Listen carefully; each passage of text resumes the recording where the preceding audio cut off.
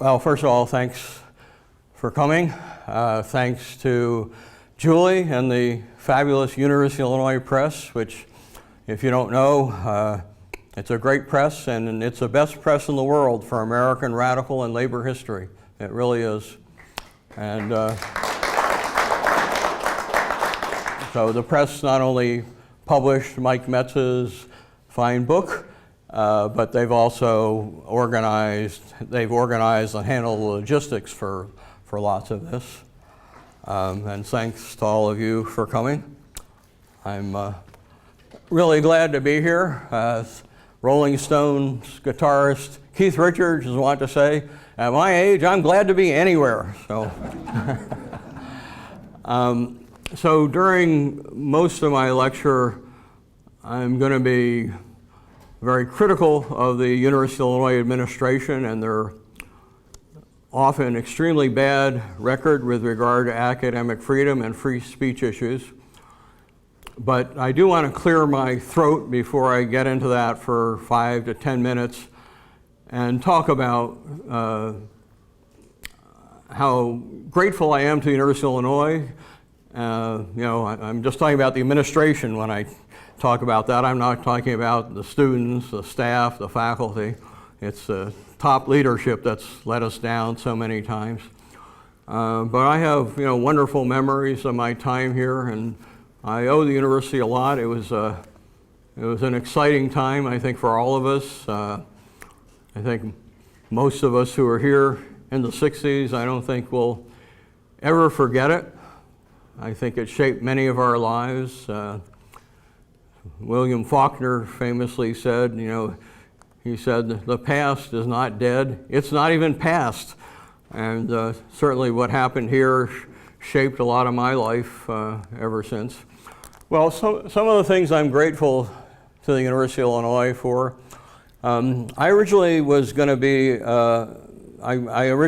a journalist, and I ran across the University of Illinois for the first time because I was looking for places that had an undergrad journalism major. And Illinois was one of the few places that did at the time. Generally, journalism degrees are master's degrees at the graduate level only. And I also was attracted by the fact that Illinois did not have compulsory ROTC, which I had absolutely zero interest in. Well, eventually, in talking to people convinced me that being a political science major was a better background for journalism than getting an undergrad degree in journalism. And so I kind of lost interest in Illinois, basically. And I threw it in as a backup school. And my first two choices were the University of Michigan, I now live in Ann Arbor, and Tufts University. And I didn't get into either one of them. And the only reason that it makes any sense to me was that I got C's in high school French. Other than that, I basically got all A's in academic subjects. I mean, I'm not counting gym or typing or shop or that kind of stuff. And I went to one of the best public high schools in the country. I was in the top 5%. I was editor-in-chief of my high school newspaper, blah, blah, blah. Anyway, so I put in Illinois without knowing really anything about the place as this backup, and the other two rejected me. I later for many years had an honorary faculty position at the University of Michigan where I didn't get in. Illinois offered me early admission, which I hadn't even applied for. And so I came here, and I knew so little about the place. The first day I was here, I went to the student union, and I ordered what looked to me like a Illini burger, I-L-L-I-N-I. Probably got lynched. They straightened me out on that right away, let me tell you. Anyway, they gave me a placement. They had a 4-semester requirement in foreign language. I'd taken 2 years in French and really didn't have any idea what was going on. And they gave me a placement exam, which I assume was common in such situations. Without knowing this for sure, I'm pretty sure that had I performed as poorly on the placement exam as I'm sure I did here at the other places, had I got into Michigan or Tufts, I'm sure they would have said, you didn't learn anything, you have to take 4 semesters. But here, and again, they never said this to me, I intuit it. It's the only thing that makes sense. Here they basically said, well, you took 2 years in high school, we're going to give you 2 semesters credit. And again, they didn't say this. We're going to put you in a class for hopeless people. And they put me in a class in which they only tried to teach you how to read. Not how to write, not how to speak, not how to comprehend. Which is really enlightened, for somebody like me who was having terrible problems in French. And the prime directive for you Star Trek fans was, do not take out English language versions of what we're reading in class in French. So of course I immediately went to the library and took everything out, and I read them side by side, and for me it worked. I really learned the vocabulary, and I got A's in the 2 semesters. Well, 20 years later, I won't go into all the details, I got very interested in censorship in 19th century Europe. And when you say censorship at first, censorship as an interest, because I'm still interested in journalism. When you say censorship, I and most people would immediately think of the written word, newspapers, books, magazines.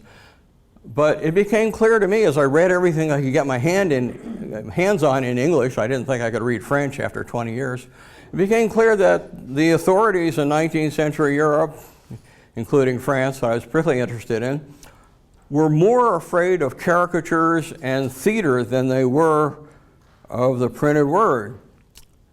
Anyone guess why that might be? A lot of people couldn't read. Right. Not only a lot of people couldn't read, the people they were really afraid of couldn't read, the dark masses. So I guess just really fascinated by this, and as I started reading everything I could about censorship of caricature in particular, and in English, so I thought I could read, and I was reading a book called Masters of Caricature that had little biographies of famous caricaturists, and there was a one-page biography of a guy named André Gilles, who I had never heard of, Gill, who was a very famous caricaturist I learned in late 19th century France. He's totally forgotten today. He used to hang out in the bohemian part of Paris, Montmartre, and there's a Rue André Gilles there, and there's a Hotel André Gilles. And I went to the hotel one day and I said, do you have any André Gilles memorabilia? They had no idea what I was talking about.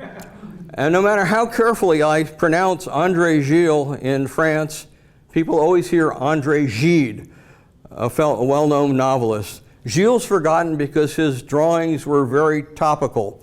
They had to do with political controversies of the day, and they don't mean anything to us anymore. But he was very famous at the time. Some of you may have heard the name Honoré Daumier, perhaps the most famous caricaturist in world history. A lot of people, all they know about him was that he was jailed for 6 months for a caricature of the King of France, Louis Philippe, which depicted him on a toilet throne inhaling food and taxes from the poor people of France and shitting it out in the form of boodle and graft to his aristocratic supporters. I can't imagine why they got upset about that, but they jailed him for 6 months. Anyway, this little biography of André Gilles, who I'd never heard of, said the French authorities became so afraid of him that they even prosecuted him for a drawing of a cantaloupe. And it didn't explain anything beyond that, and my head practically exploded. And by then I was either already living in Ann Arbor, where I've lived since 1985, or I was going there a lot, and I figured, well, if this guy's this famous, they're certainly going to have some books on him in the library. Of course, they'll be in French. I won't be able to understand them. And I went down to the library. They had quite a few books on him. I pulled out one, and I flipped through it, and here's a drawing of a cantaloupe. And I said, well, this has got to have something to do with it. I'll take it home, but I won't be able to understand it. Well, unbelievably, 20 years later, I could read 90% of that book still. And I ended up writing a book called Censorship of Political Caricature in 19th Century France, which is a book that's closest to my heart. And I researched it using handwritten French materials from the 19th century in the French National Archives. Well, I really don't think any of that would have happened if I'd gotten into Tufts or Michigan, and they would have thrown me in a normal French class and I would have lost. So part of the lesson of this story, why I tell it at some length, is how much of your life is determined by accident. I mean, if I'd gotten into Tufts or Michigan, I don't think that would have happened. If I hadn't run across this one sentence that the French authorities were so afraid of Gilles that they prosecuted him for a drawing of a cantaloupe, it never would have happened, really, because I was so, bedazzled and puzzled by this. And I dedicated the book to the memory of André Gilles because it seemed to me so unfair that he was so important once, and now he's so forgotten. People hear André Gide when you say his name. And again, I'm sure if you think about your own lives, how many things, how you met your spouse or your special person, how you ended up doing this profession rather, I'm sure, right? Many of you, a lot of it was so much by accident. Okay, well anyway, this is one reason why I'm really grateful to the university. Secondly, and to Champaign Urbana, I've been associated as a faculty or a student with 5 universities, and this Champaign Urbana is the warmest, most welcoming community of all 5 of them that I've been to. I had more friends here than I've ever had before or since, and so many of them, a lot of you are here, I've been in touch with on and off for 50 years. And that says a lot about the place, even if we fondly called Champaign Urbana the armpit of the nation. And it was fond. The Illini, not Illini Union, was such an amazing place. Originally, the bookstore that I gather now has moved across Wright Street and is combined with a textbook store. Originally, there was a bookstore here, a serious bookstore, not a textbook store. And one day, I bought this book. This is the same book. It's by a guy named Gerald Brennan. It's called The Spanish Labyrinth.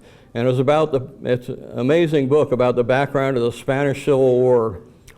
And as a result of this book, I sort of became a fanatic of Spain too, and particularly the Spanish Civil War. Without that bookstore, I probably wouldn't have run across this book. And I actually, just to show you how fanatical I can be, I wrote an independent study course in my 3rd year on American foreign policy during the Spanish Civil War. It was over 200 pages long. The professor who said he'd supervise it practically dropped dead when I brought it in. He said, if I knew you were going to do that, I never would have let you.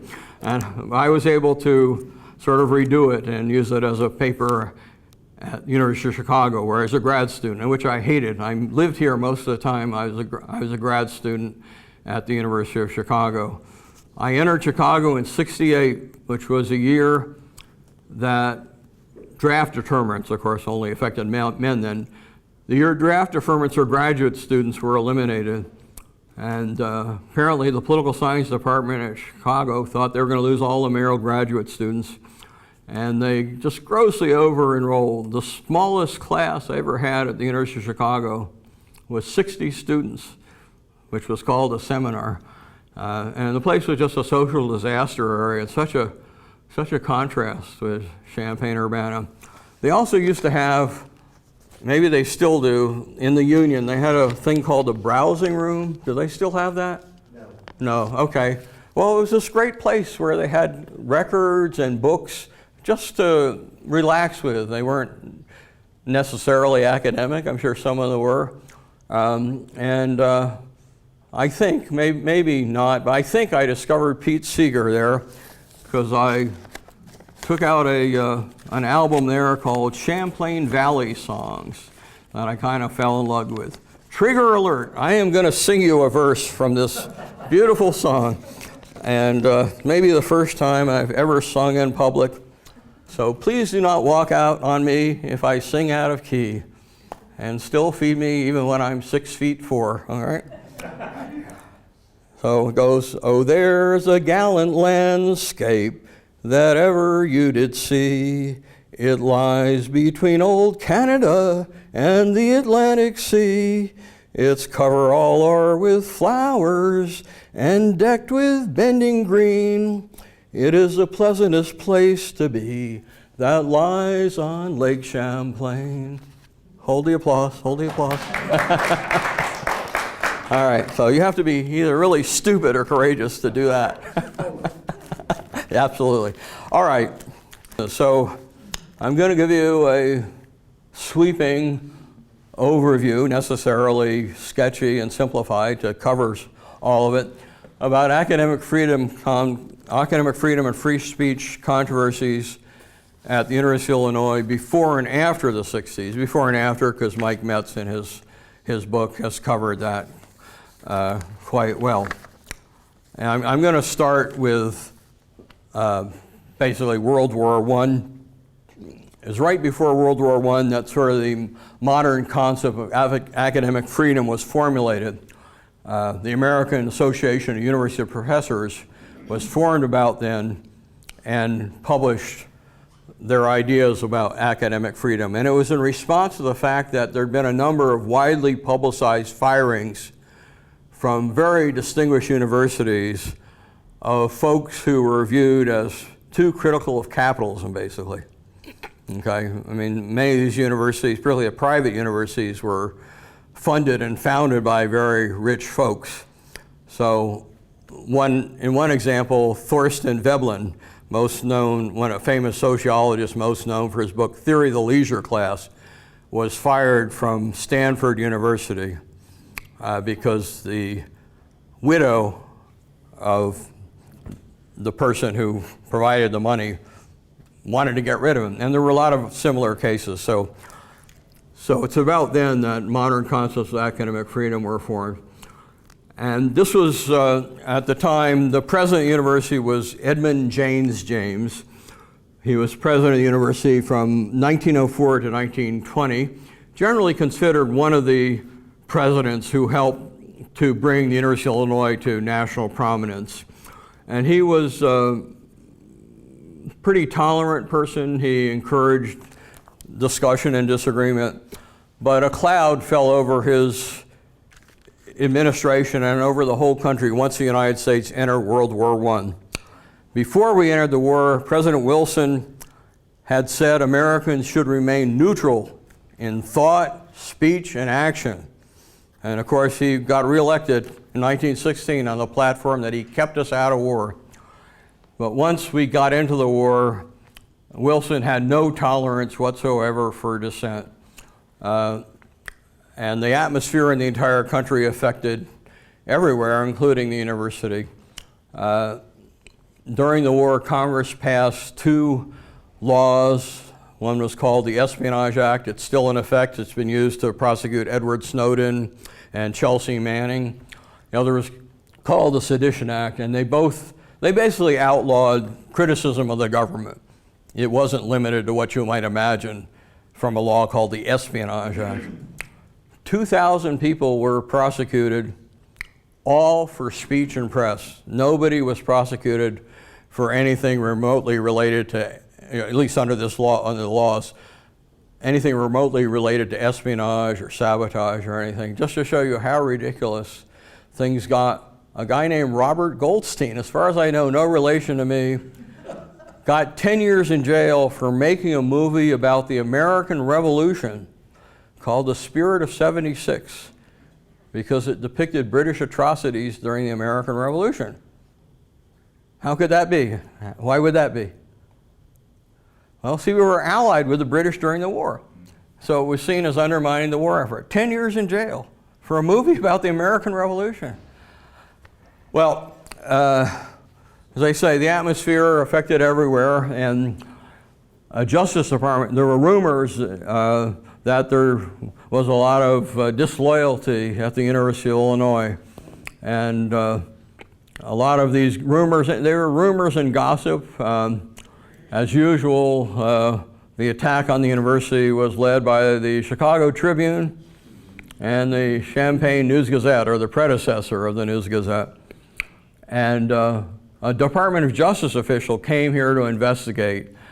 And later the university set up an investigating committee.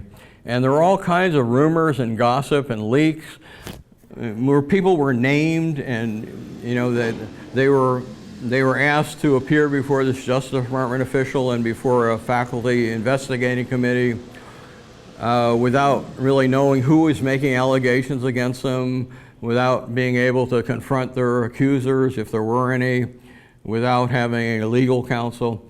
and all sorts of gossip and rumors were published in the press. Well, eventually the university committee said they didn't find any real signs of disloyalty. And as long as James was president, nothing happened. But he gradually fell into ill health, and basically the university began to be run before he died in 1920 by the provost. His name was David Kinley. I believe there's a Kinley Hall here somewhere, right? Right next door. I don't think there's anything named for James, is there?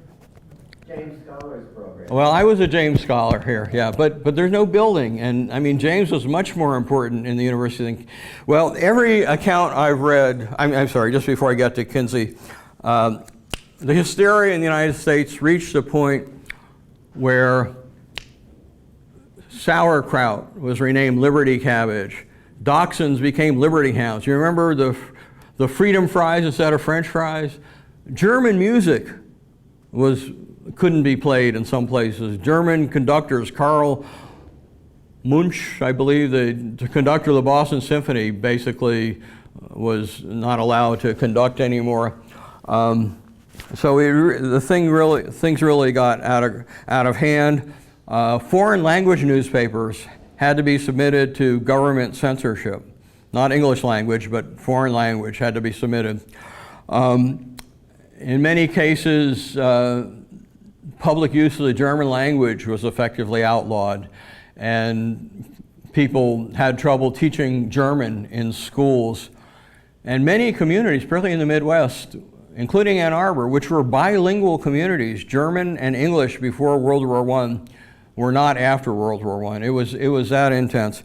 Anyway, as long as James was alive, nothing too serious happened, but according to all the reports I've read, Kinsey was an extreme reactionary, and while he was president, half a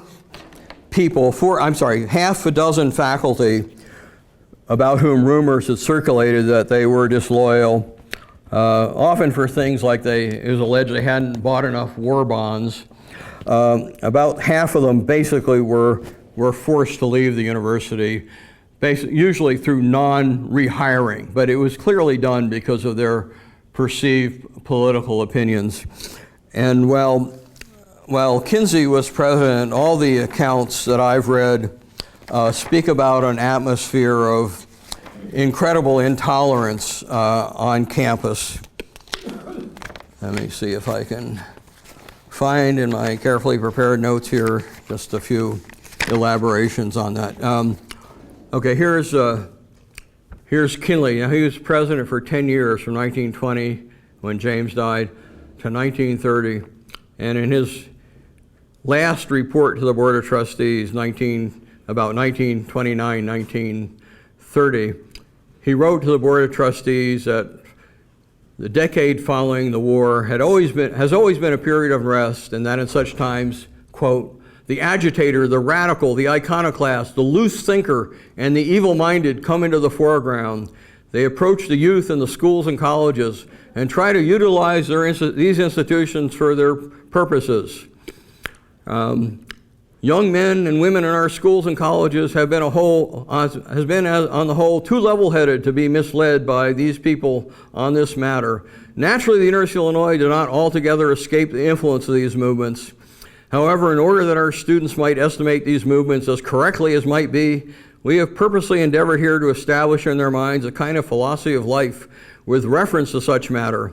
Our student atmosphere has been characterized, therefore, by an unusual balance and sanity of judgment about such matters. And people uniformly describe an atmosphere of kind of intellectual terror on campus. Just no tolerance for any kind of dissent, any kind of radicalism, all under Kinley. And again, this did reflect a broader pattern.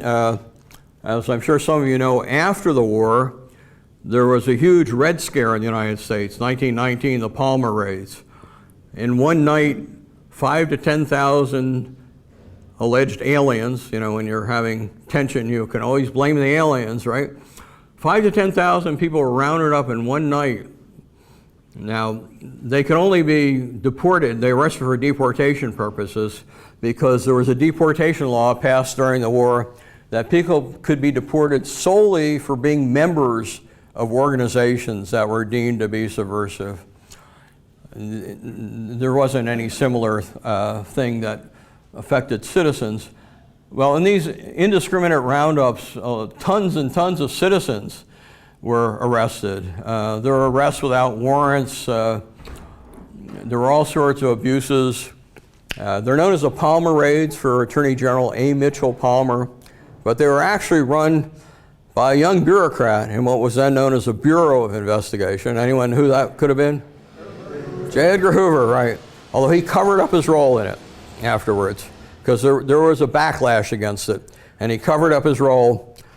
So when there was a big scandal involving the Bureau of Investigation in the early 20s, when it was discovered that they were wiretapping congressmen and burglarizing their offices if they were critical, the Attorney General, then Harlan Stone, who later became a Supreme Court Justice, appointed Hoover to clean up the mess. And the head of the American Civil Liberties Union, Roger Baldwin, hailed Hoover as a breath of fresh air because he'd really covered up his role in the Palmer raids. Well, anyway, so the atmosphere on campus reflected an atmosphere of conformity and repression in the country generally in the 20s. Here's Kinley in some of his writings. He admired compulsory military training and felt very strongly about its value in making for, quote, good order, cleanliness, truthfulness, love of country, and management of men. He wrote, the students of the University of Illinois have refused to be drawn into certain propagandist movements, which various people and organizations, notably in the East, have undertaken for one purpose or another. At that time, the East was regarded as the left coast rather than the West Coast now. And he also wrote in his last annual report, people have a right to insist on due conservatism in the education of their sons and daughters.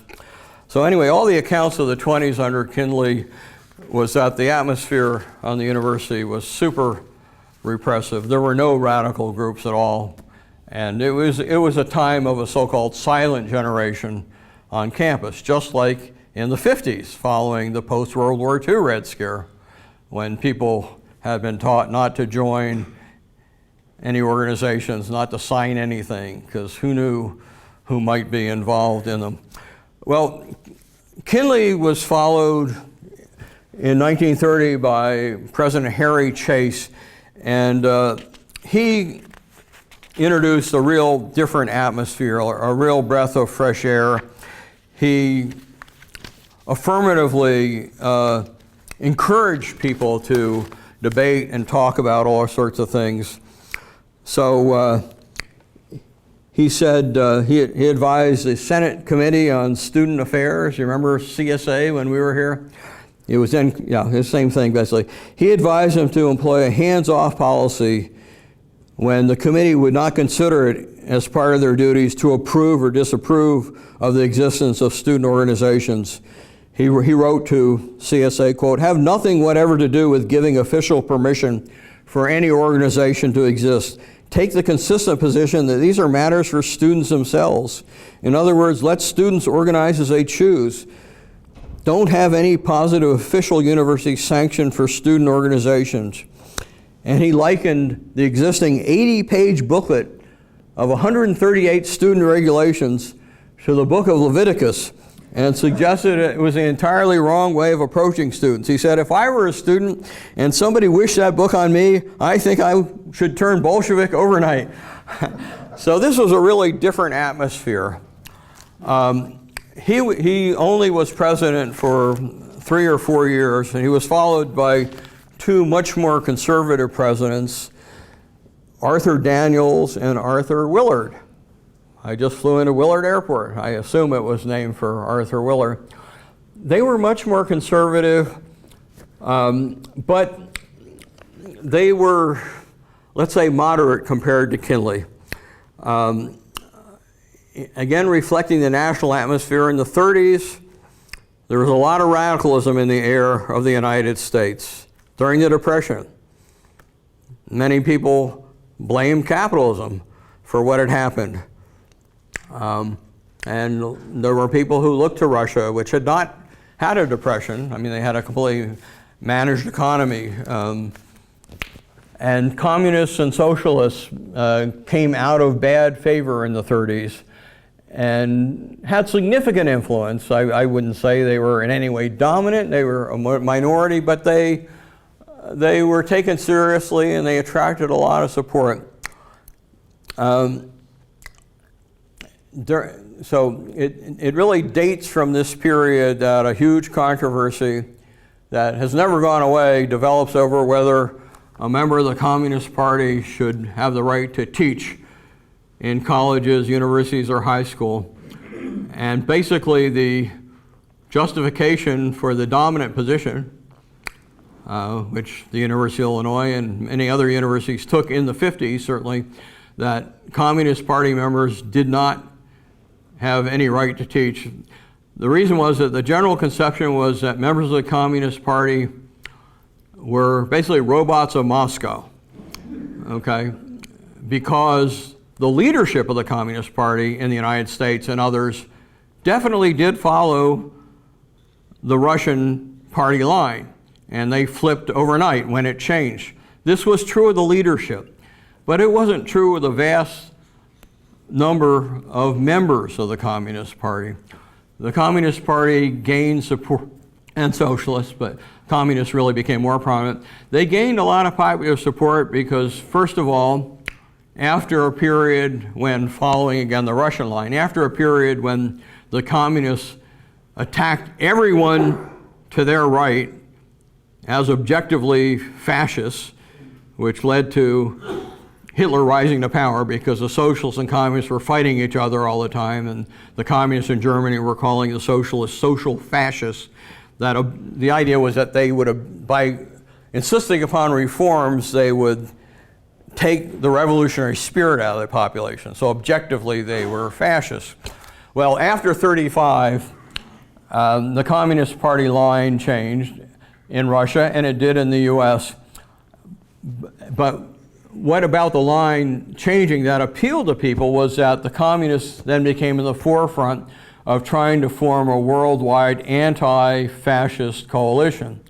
I mean, basically Stalin woke up to the fact that Hitler had it in for him. And basically the US and the other Western democracies weren't willing to join Russia involving anything, even trying to form a unified front against Hitler. And of course that reached its extreme in England under Chamberlain, the policy of appeasement, and Munich. There's also a policy followed by John F. Kennedy's father, Joseph Kennedy, who basically took the position, look, the Nazis are the wave of the future, so no point in trying to cause them trouble. Well, anyway, although before 35, the Russians had taken a totally different position, after 35, the communist parties around the world were in the forefront of trying to form a united coalition against Hitlerism, Nazism, fascism. And this was what attracted lots of people to join the party. It's not that they wanted to become Russian robots or spies, which is how communists became viewed. They were all spies, all robots. And again, the leadership of the American Communist Party did actively recruit some members of the party to become Russian spies. We know that now. But it was a tiny percentage, maybe 200 to 300. At its peak, the Communist Party had 100,000 members in the United States.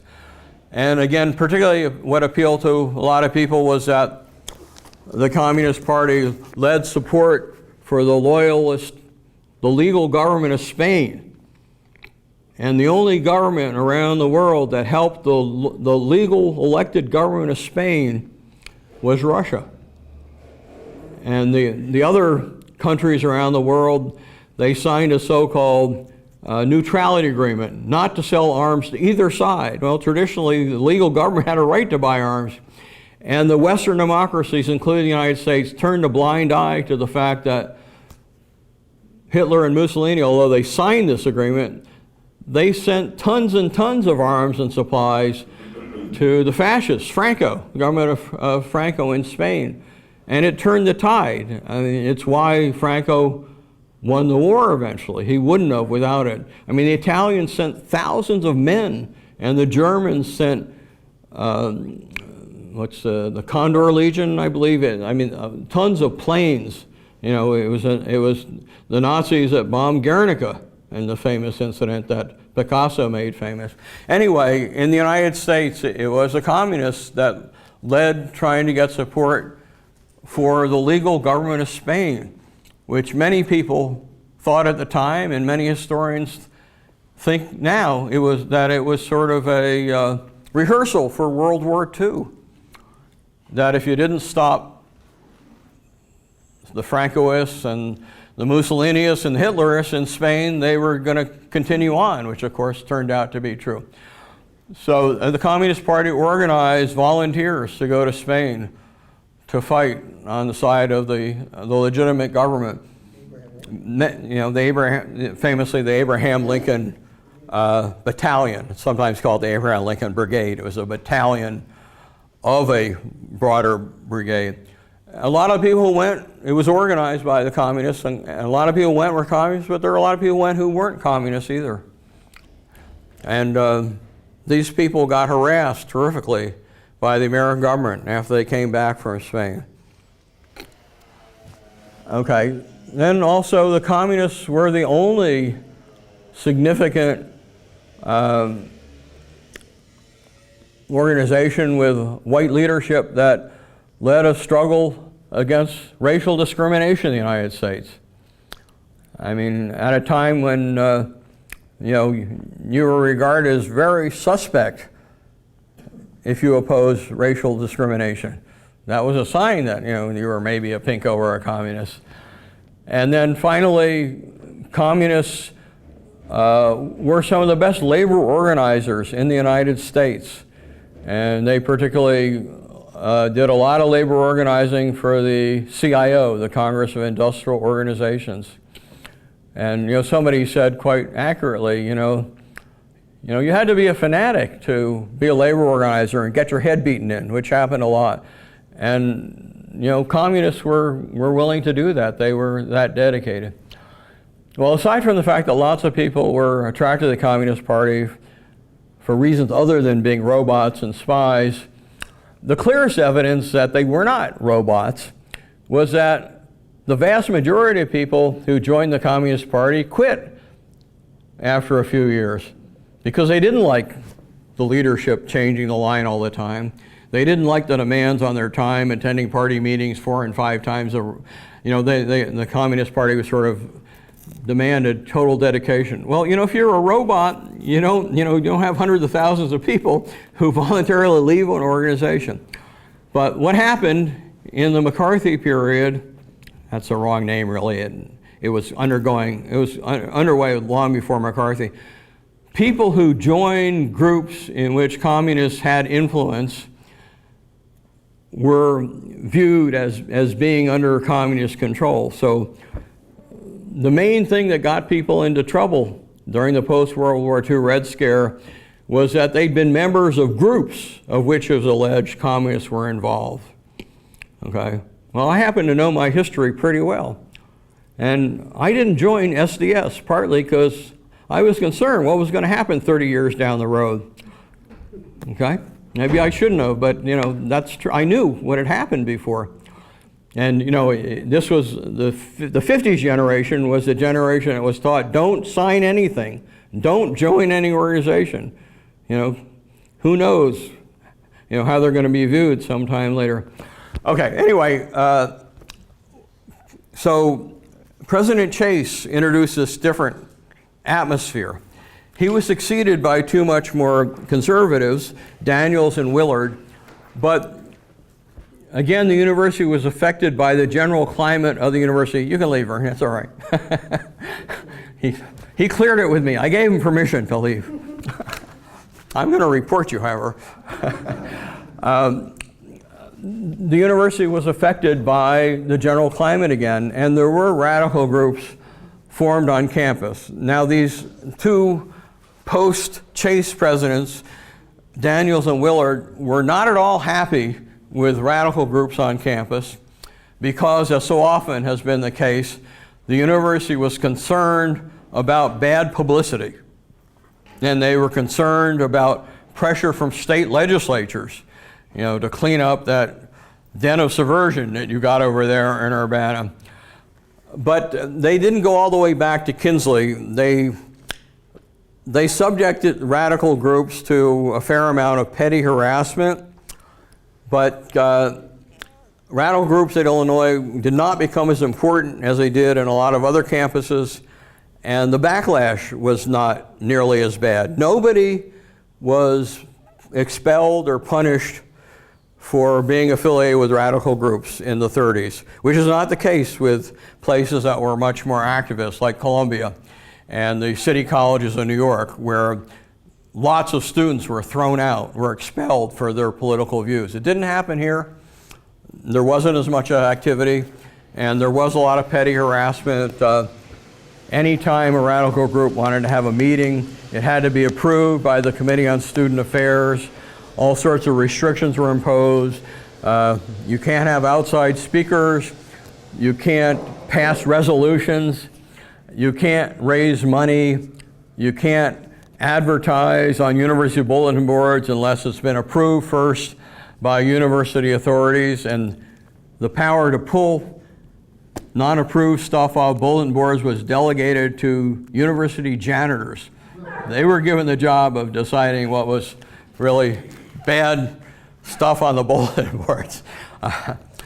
So it was not a reversion at all to the Kinley days, but it reflected a lot more of a repressive spirit than under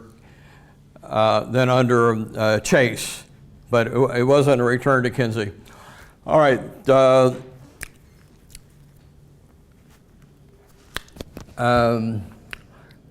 Now, the most active groups, was a group called the Student Forum, and eventually the dominant group was a group called the American Student Union. And this group did have some communists in it, without question. And I'll tell you a little story. It's a little bit off base, but not entirely. It's very salacious. You'll love it. Eleanor Roosevelt was a friend of Joseph Lash. I might have the first name wrong, who was the president of the American Student Union.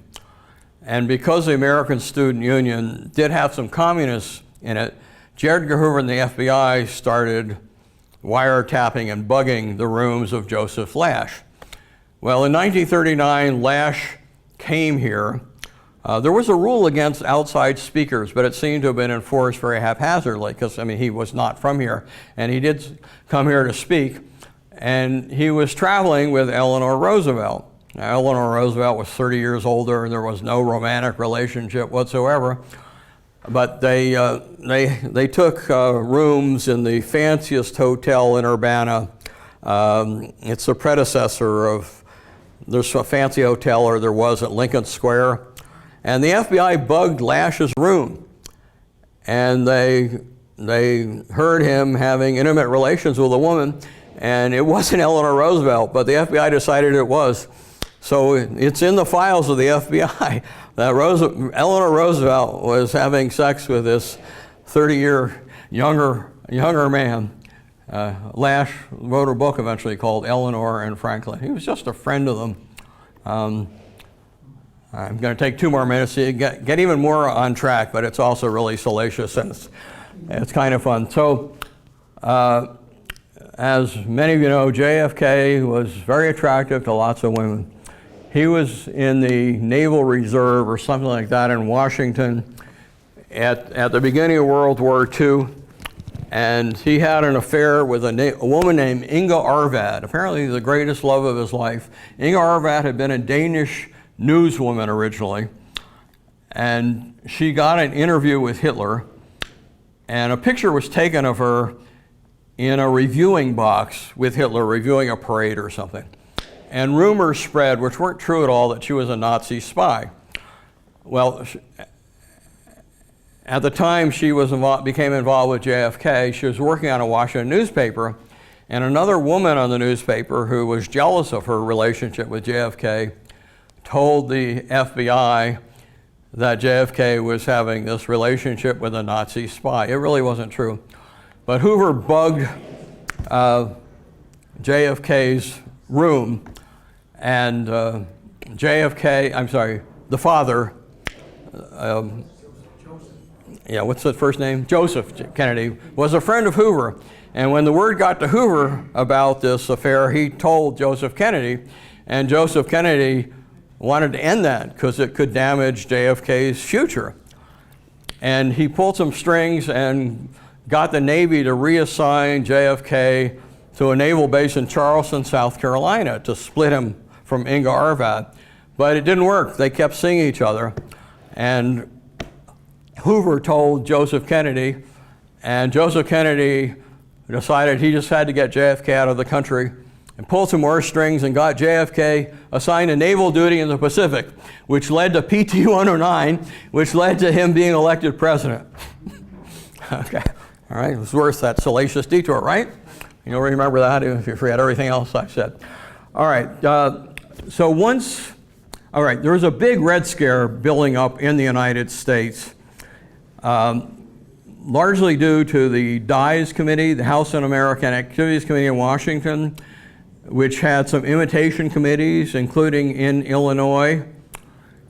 And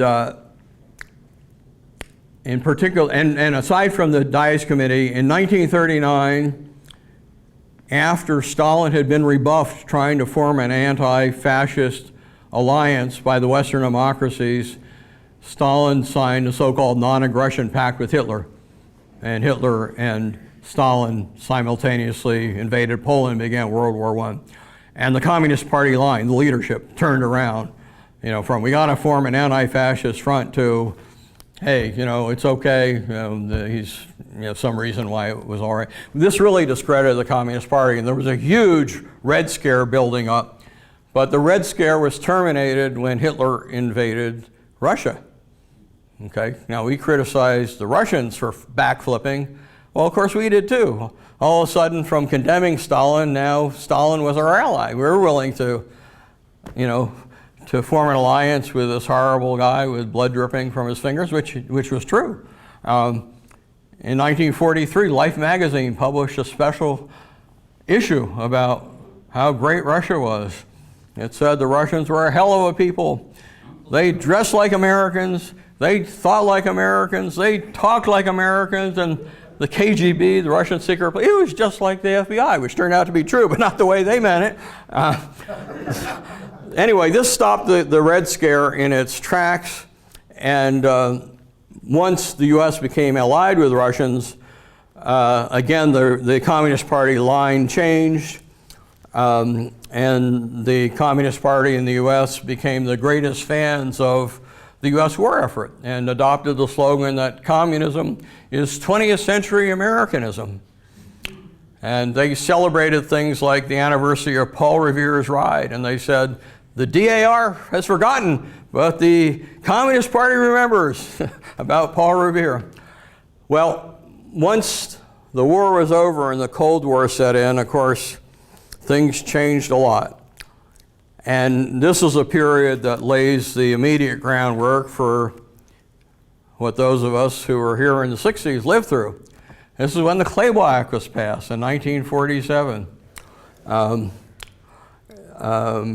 There was an Un-American Activities Committee in Illinois. It didn't investigate the university, but it did investigate some other universities. And one of the people behind establishing this committee was a guy named Horsley, who later became involved in a committee investigating the University of Illinois in the 60s. And Claybaugh was still active in the 60s. I interviewed him as a reporter for the Daily Illini. Well, so what led immediately to the Claybaugh Act? Well, as it happened before in World War I and at other times, the Chicago Tribune, the News-Gazette, depicted the University of Illinois as this nest of perversion and subversion. And the particular thing that led to the Claiborne Act was that a group called American Youth for Democracy, AYD, formed on campus and was recognized as a student organization. And it was accused of being the youth group of the Communist Party, which it almost certainly was.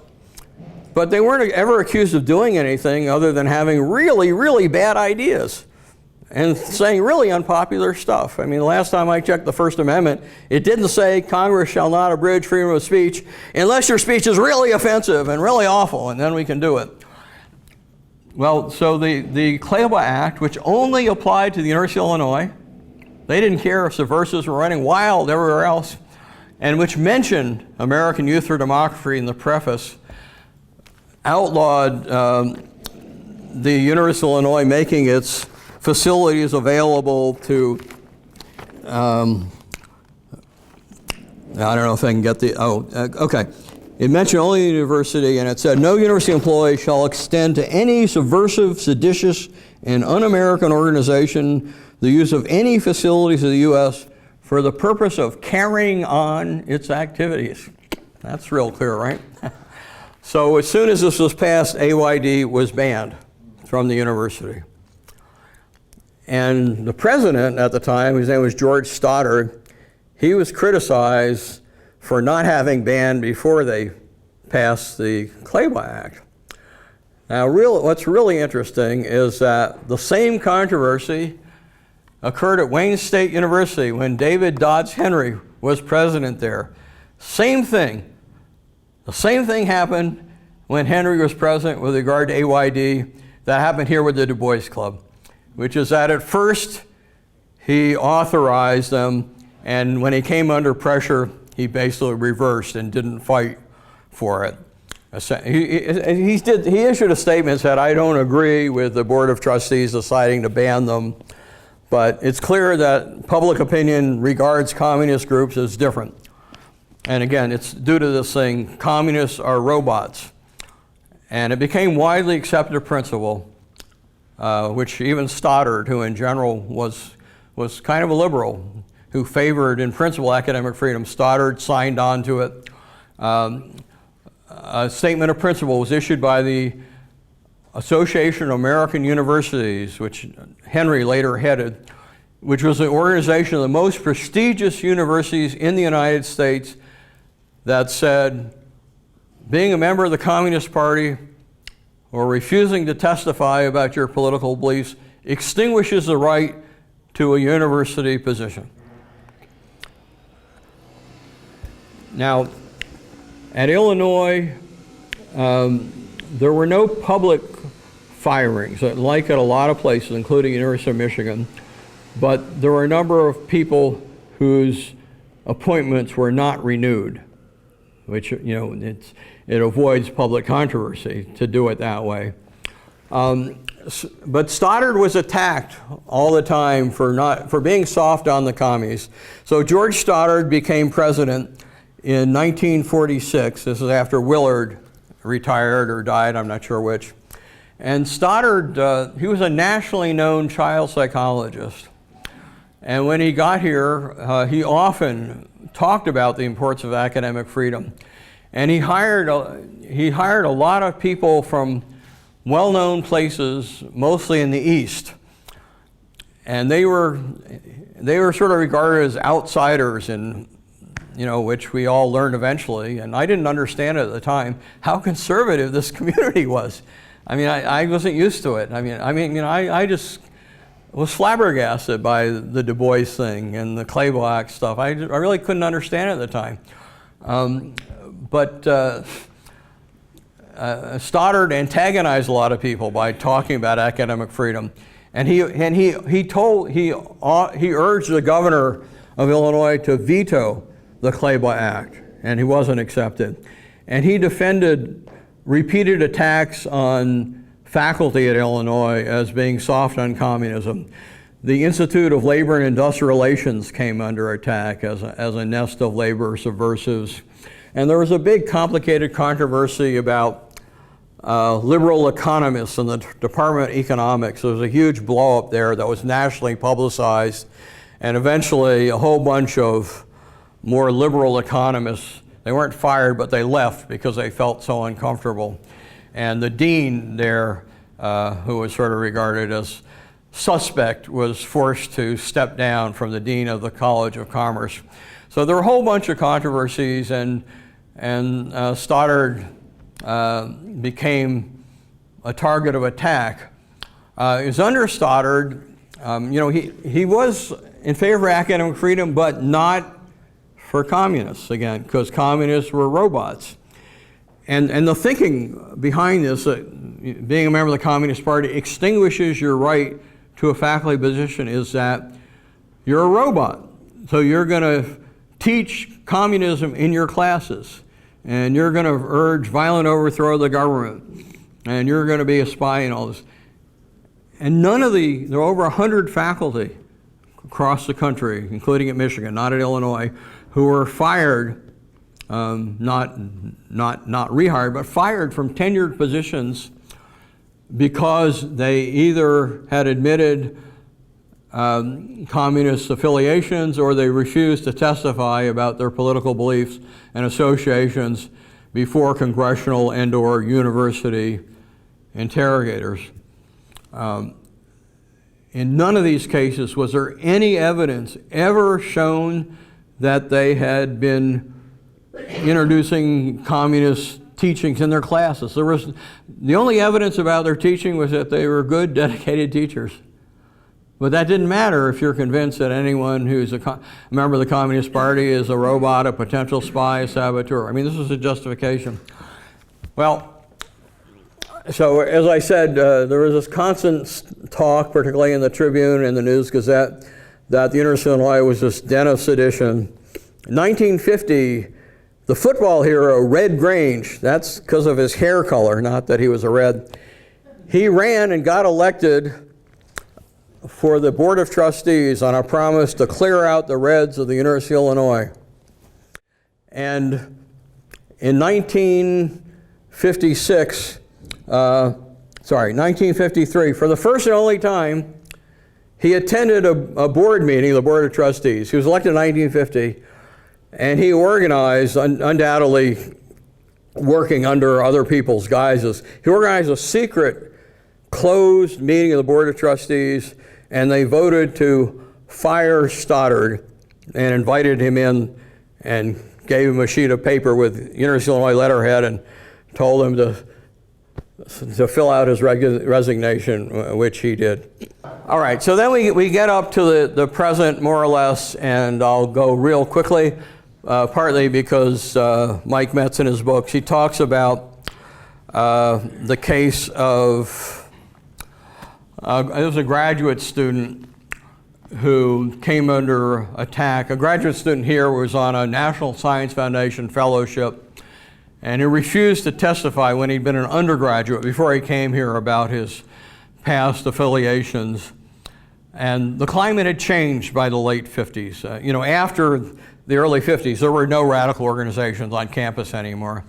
But the climate in the country had changed, and the university, after suspending, Yellen was his name, Edward Yellen, a psychology student, I believe, and they suspended him, but then they gave him his job, and people replaced the fellowship that he lost, this National Science Foundation. People raised money for him. So that showed things had changed quite a bit. Also in 1959, the outside speaker ban that had dated from 1890 was revoked by the Board of Trustees. But that things had not entirely changed. Again, this is discussed in Mike Metz's book, was the Leo Koch affair. This sounds unbelievable, but there was this big discussion about sex in the Daily Illini, and a non-tenured biology professor named Leo Koch wrote this really long, nuanced letter. I read it. It got severely distorted.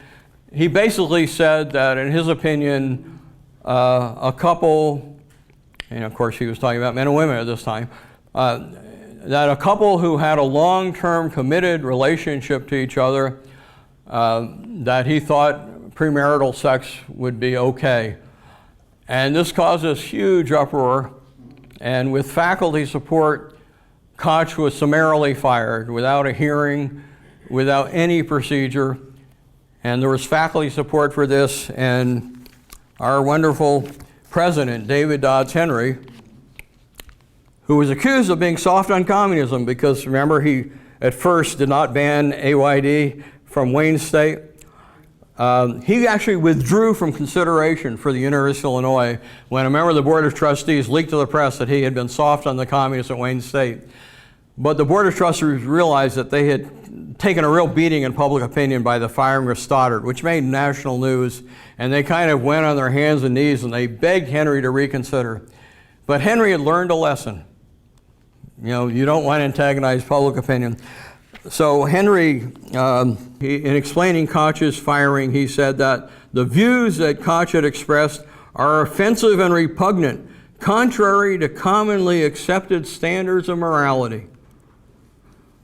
That's the definition of academic freedom. Stay within commonly accepted standards.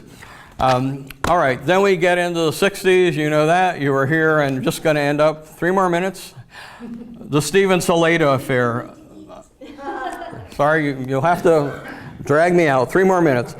The Stephen Salata affair is the most unbelievable mishandling of a faculty hiring probably in the history of academia in the United States, at least since a position was offered to Bertrand Russell, a famous philosopher, pacifist, atheist, who was hired by City College of New York and was withdrawn on the grounds that he, among other things, advocated free love, and that's how Koch was labeled. Anyway, so this guy, Stephen Salata, he was offered a position. He resigned from a tenured position at a university in Virginia. He put a down payment on his house here, was moving his wife and children here, and word got out that he had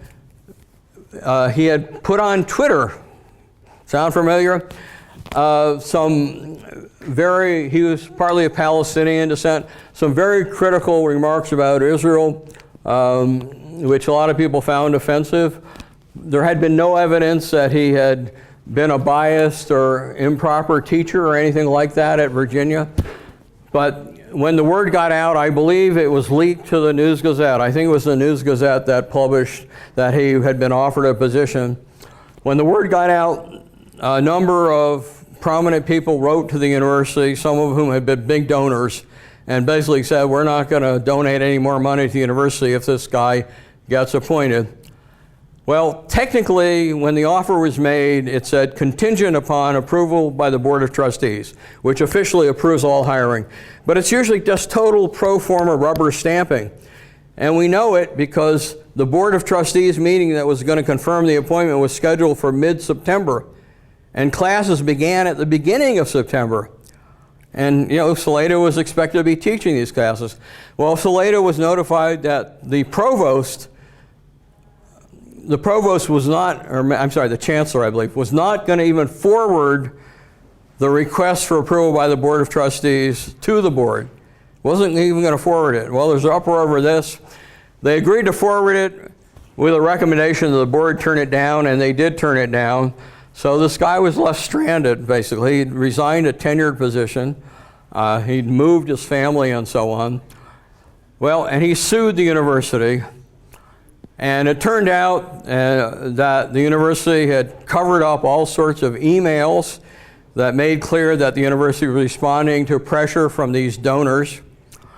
And the university was sued by Salata and was also sued under Freedom of Information Act to get these emails released that showed they'd been trying to cover up. And eventually, after spending over $1 million in court, fighting freedom of information and fighting Salata's lawsuit, which he filed, they settled with Salata for $875,000 on condition that he not apply again for a position at the University of Illinois, as though he was going to. I mean, talk about stupidity. I mean, this was first class. Anyway, it's all the fault of the administration. Everyone else here is wonderful. Thank you. But I mean, it's sort of like one of those ways you know you're at the University of Illinois. I was place, which is like on East Florida Avenue, right? Yeah. And I see this white van. It looks like a kind of like. I never got to it. They probably still have it, but who knows where that is. You know.